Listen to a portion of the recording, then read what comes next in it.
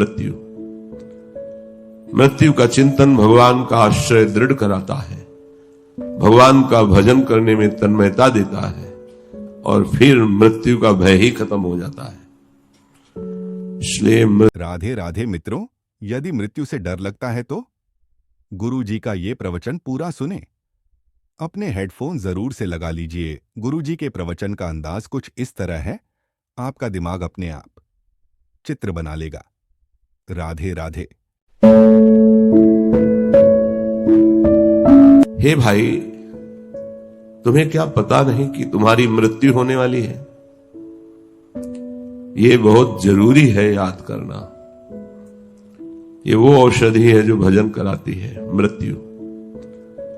मृत्यु का चिंतन भगवान का आश्रय दृढ़ कराता है, भगवान का भजन करने में तन्मयता देता है और फिर मृत्यु का भय ही खत्म हो जाता है।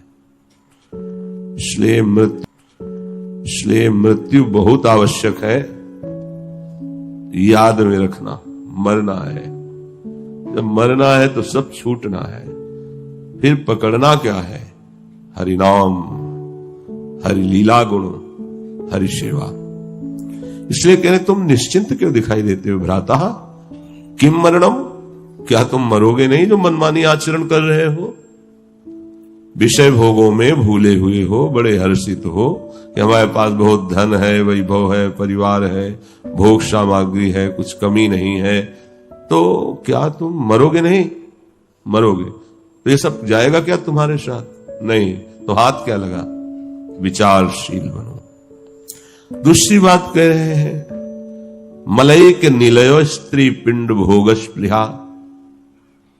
ये तुम्हारा शरीर और दूसरे का शरीर भी मल मूत्र बनाने की मशीन है। केवल अच्छा सा अच्छा पेय और अच्छा सा अच्छा भोज्य चोष ले ये पदार्थ पाओगे तो परिणाम में लघुशंका और शौच बनेगी। शरीर में जो अन्य धातुएं बनती हैं तो विषय भोग की प्रेरणा से उनका नाश होता रहता है। तो इन पिंडों में क्यों आसक्त हो रहे हो? क्या ये छूटेगा नहीं क्या? जब तुम्हारा शरीर छूटेगा तो फिर तुम्हारा रह क्या गया? जब छोड़ना ही है तो अच्छे बन के छोड़े ना। ये पापाचरण क्यों करते हैं? भोग स्पृहा के कारण पराई स्त्रियों की तरफ या अन्य शरीरों की तरफ भोग भाव करना। कह रहे मलैक निलय स्त्री पिंड भोग स्पृहा। इस शरीर को मैं मानकर जो दूसरे शरीरों में तुम मल युक्त हो रहे हो भोग वासना से, तो क्या तुम्हें यह ज्ञान नहीं कि तुम मरोगे?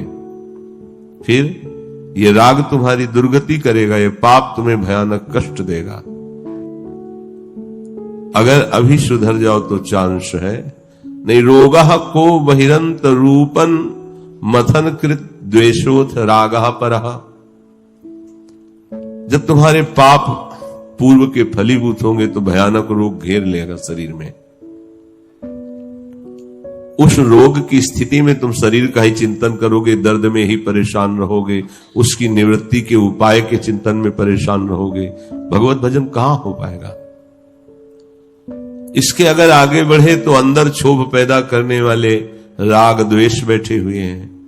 कहीं काम, कहीं क्रोध, कहीं लोभ, कहीं मोह, मद, मत्सर, ये अंदर जला रहे हैं।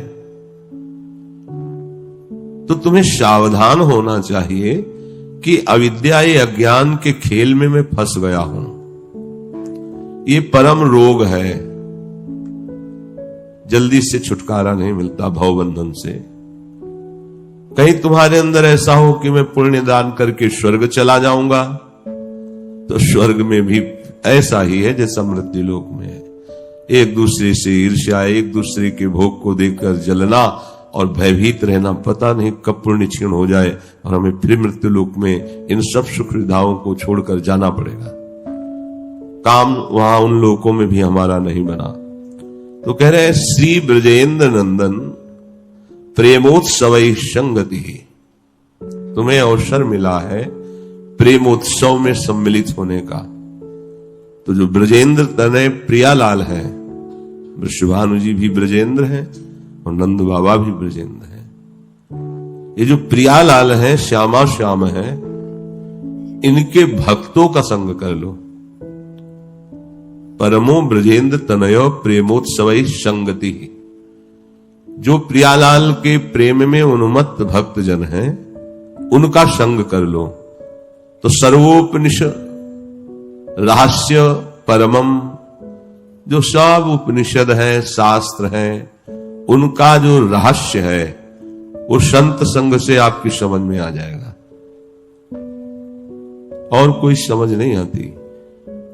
निरंतर प्रभु का स्मरण करना और प्रभु में ही मुझे समा जाना है, उन्हीं की भक्ति में लीन हो जाना है, कुछ याद न रहे, ये सब शास्त्रों का सार है। तो यदि तुम्हें कृपा से संत संग मिल गया है और वृंदावन के युगल किशोर श्यामा श्याम का सहारा मिल गया है, तो अब तुम चिंता मत करो, थोड़ा सावधान हो जाओ। ये बातें ध्यान रखो कि तुम मरोगे, तुम्हारा सारा कमाई, रिश्ता, नाता, ये सब नष्ट होगा। यहां से जाने पर तुम्हें कोई भी लाभ नहीं मिलेगा। अंदर राग द्वेष मिटा रहे, बाहर नाना प्रकार की कुछ इष्टाएं हमें मिटा रही है, परिणाम में दुखद चिंता, भय, शोक ये मिलेगा। इसलिए प्रियालाल के प्रेमियों का संग करके हम प्रियालाल से आसक्ति कर लें। धाम की कृपा से बहुत सुलभ है प्रियालाल के प्रेमियों का संग। जब हमारे हृदय में ये बात बैठ गई है बहुत समय से कि जो भोग हमारी इंद्री चाहती, अगर वो भोग मिल जाए तो फिर हमारा भजन में मन लग जाएगा। बहुत गलत सलाह और गंदी सलाह देता है मन बुद्धि। भोग का चिंतन ही तुम्हारी दुर्गति कर रहा है। फिर जब तुम भोग में उतर जाओगे तो तुम्हारा क्या होगा। एशाम बुद्धिमताम बुद्धिर मनीषा च मनीषिणाम यत सत्य अमृते नेह मरते नापनोति मामृतम। यहां वही बुद्धिमान मनुष्य है, वही चतुर्बुद्धि वाला है कि इस असत शरीर, जड़ भोग, दुख रूप क्रियाएं, क्षण भंगुर सुख के लिए वो अपने अविनाशी चिंतन को न छोड़े, सच्चिदानंद प्रियालाल के चिंतन को न छोड़े। जो उस अविनाशी चिंतन को ऐसी परिस्थितियों में नहीं छोड़ता, उसे भगवत प्राप्ति हो जाती है। वो मामृतम, अमृत पद को प्राप्त हो जाता है। जब भोगों का आकर्षण हो, विषयों का आकर्षण हो या दुख की भरमार हो, उस समय बहुत सावधान होकर भगवत स्मरण करें। वही बुद्धिमान है, वही चतुर है जो हर स्थिति में भजन कर ले जाए। पर बुद्धि हमारी ऐसा निर्णय नहीं करती। वो हमको उपदेश देती है कि अगर मन सहित इंद्रियों से भोग भोग लिया जाए तो हमें शांति मिल जाएगी, और एक बार भोगा तो बहुत बार भोगने की लालसा हो जाती है। न जातु कामः कामाना मुपभोगेन शाम्यति हविषा कृष्ण वर्तमेव भूय एवाभिवर्धते। ये विषयों की लालसा जब भोगों में उतार देती है तो भोग भोगने से शांति नहीं होती, घोर अशांति पैदा हो जाती है, और नवम नवम भोगने की इच्छा। जैसे घृत की आहुति अग्नि पे डाली जाए तो अग्नि प्रज्वलित हो जाती है, ऐसे इंद्रियों के निषिद्ध भोगों को जब हम भोगने की छूट दे देते हैं तो भोगाग्नि बढ़ जाती है। इतनी अशांति हो जाती है कि धर्म अधर्म का निर्णय बुद्धि नहीं कर पाती है। न चेन्द्रियाणाम भोगाभ्यासेन वैतृष्णम कर्तुम शक्यम। भोग भोगने से कभी भी आज तक किसी की इंद्रियां शांत नहीं हुई। भोग भोगने से भोगने की लालसा तृष्णा बढ़ती ही गई। ये अनुभवी महापुरुषों के वचन है। इसलिए यतो भोगाभ्यास मनु विवर्धन्ते रागाः कौशलम चेन्द्रियाणाम। अब जैसे जैसे वो भोग भोगता है वैसे वैसे नवीन नवीन पद्धतियां उसके मन में जागृत होती। ऐसे भोगो, ऐसे भोगो, ऐसा करो। भोगाभ्यासान विवर्धन्ते और रागाः कौशलम चेन्द्रियाम। इंद्रियां बड़ी कौशलता से, कलापूर्ण ढंग से फिर भोगों में उतरती हैं। तस्माद अनुपाया सुखस्य भोगाभ्यासा। अब वो भोग अभ्यास तन्मयता होने के कारण उसे सुख लगने लगता है। ये बहुत बड़ी गलती हो जाती है, बहुत बड़ा माया का पर्दा पड़ जाता है। तस्माद अनुपाया सुखस्य भोगाभ्यासा। भोग का दृढ़ अभ्यास और मलिन हृदय निर्णय करने लगता है कि इसमें सुख है। सा खलवयम वृश्चिक विषभीत इवासी विशेषेण दृष्टो या सुखार्थी विषयानुवासितो महत दुख पंके निमग्नो इति। अब उसकी दशा ऐसे हो जाती है, बिच्छू के डंक से बचने के लिए ऐसे बिल में हाथ डाल दे जहां सांप काट ले। अर्थात किसी भी तरह से भोग स्वीकार करना, अपनी दुर्गति को निश्चय करना है।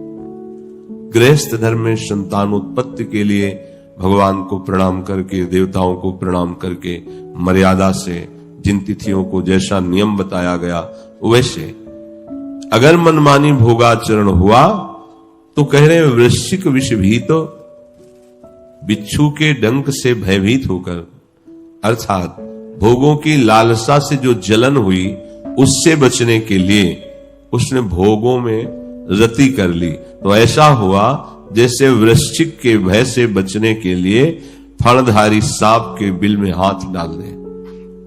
यह सुखार्थी विषयानुवासिते। अब सुख का तो लेश नहीं है, विषय की ही जलन है। महत दुख पंके निमग्नो।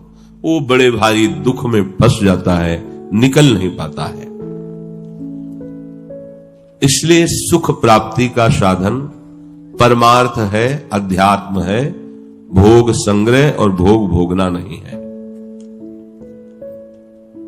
हमारे हृदय में जब ये निष्ठा बैठ जाएगी कि अब हमको केवल भगवान नाम जप करना है, ये बड़े भाग्यशाली की बैठेगी। नहीं और साधनों की तरफ मन दौड़ाएगा पर नाम में नहीं। इस जड़ जगत में चिदानंद त्रिगुणातीत भगवान का नाम है। नाम माया युक्त नहीं है, मायातीत है, त्रिगुणातीत है। जितनी देर आप नाम जप कर रहे हो उतनी देर आप त्रिगुणातीत हैं, क्योंकि नाम त्रिगुणातीत है। जैसे जैसे आप नाम जप करेंगे आपके अंदर दिव्य चेतना जागृत होगी। जो भगवद विमुख करने वाले आचरण है वो सब नष्ट हो जाएंगे। नाम जापक को कोई और साधन करने की जरूरत नहीं है। करे अच्छा है पर करने की जरूरत नहीं है। नाम अपने आप में पूर्ण है। अहोबत स्वपचतो गरीयान यज्जिभ्यागे वर्तते नाम तुभ्यम ते पुस्तपस्ते जुहो सस्नुरार्या ब्रह्मानुचुर नाम गृणन्ति एते। अहो जिसकी जिह्वा पर हे हरि आपका पवित्र नाम रहता है, वो चांडाल क्यों न हो, वो तुम्हारे नाम कीर्तन के प्रभाव से परम पवित्र हो जाता है, बड़ा श्रेष्ठ हो जाता है। जिसने नाम जप किया अब उसे तपस्या, यज्ञ, तीर्थ स्नान, वेदाध्ययन सब कुछ कर लिया, अर्थात उसको इन सब करने की आवश्यकता नहीं। नाम कीर्तन से तप आदि, वेदाध्ययन, तीर्थयाटन जो भी है उस सब का फल स्वयं मिल जाता है। इदम हि पुंसस्तपसः श्रुतस्य वा शिष्टस्य सूक्तस्य च बुद्धि दत्तयोः अविच्युतोऽर्थः कविभिर्निरूपितो यदुत्तम श्लोक गुणानुवर्णनम। वही भारी विद्वान है, वही बड़ा अनुभवी है जिसने निश्चय कर लिया है कि अब हमारा एक ही लक्ष्य है भगवान के नाम का जप करना और उनका कीर्तन, नाम कीर्तन, गुण कीर्तन।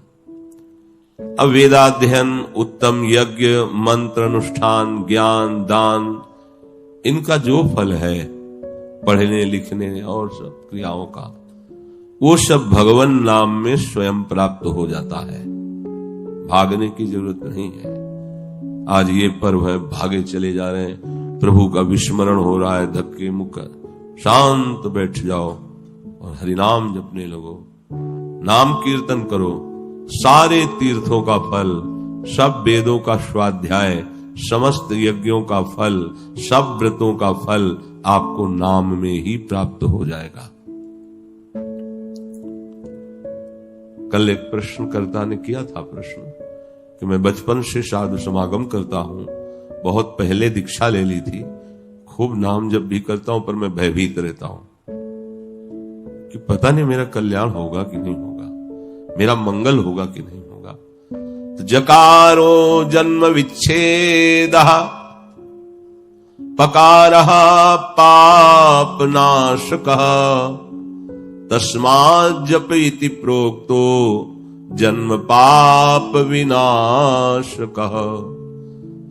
जो प्रभु का नाम जपते हैं, तो जो जपते हैं, तो जप मात्र से जन्म का हेतु जो कर्म है पापनाशक, वो भस्म हो जाता है।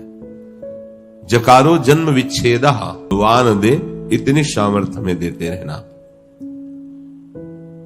ये मधुर मधुर में तन मंगलम मंगलानाम शकल निगम वल्ली सत्फलम चित स्वरूपम।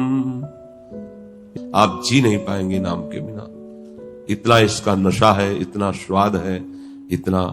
बोले मधुर मधुर में तन, एतन नाम मीठे से भी मीठा, राधा नाम सुधा रसम, अमृत रस है। मंगलम मंगलानाम, ये नाम मंगल का भी मंगल करने वाला है, सबका मंगल करने वाले हरि हैं। और देखो बाल लीला में यशोदा मैया और गोपीजन मिलकर इन्हीं के नामों से इनकी रक्षा करते हैं। मंगलम मंगलानाम सकल निगम वल्ली सत्फलम चित स्वरूपम। समस्त जितने आगम निगम पुराण शास्त्र हैं, इनका फल है नाम में प्रीति हो जाना, क्योंकि चित स्वरूपम, ये चिदानंद स्वरूप नाम है। सकृदपि परिगीतम श्रद्धया हेलया वा भृगुवर नर मात्रम तारयेत कृष्ण नाम। एक बार कोई या कोई गाने में उच्चारण कर ले, गीयते परिगीतम, या श्रद्धा से, सब बदल जाएगा। तुम्हारा लिखा हुआ सब बदल जाएगा, कोटि जन्म के अपराध नष्ट हो जाएंगे, इसी जन्म में तुम्हें मेरी प्राप्ति हो जाएगी। केवल नाम जप करो।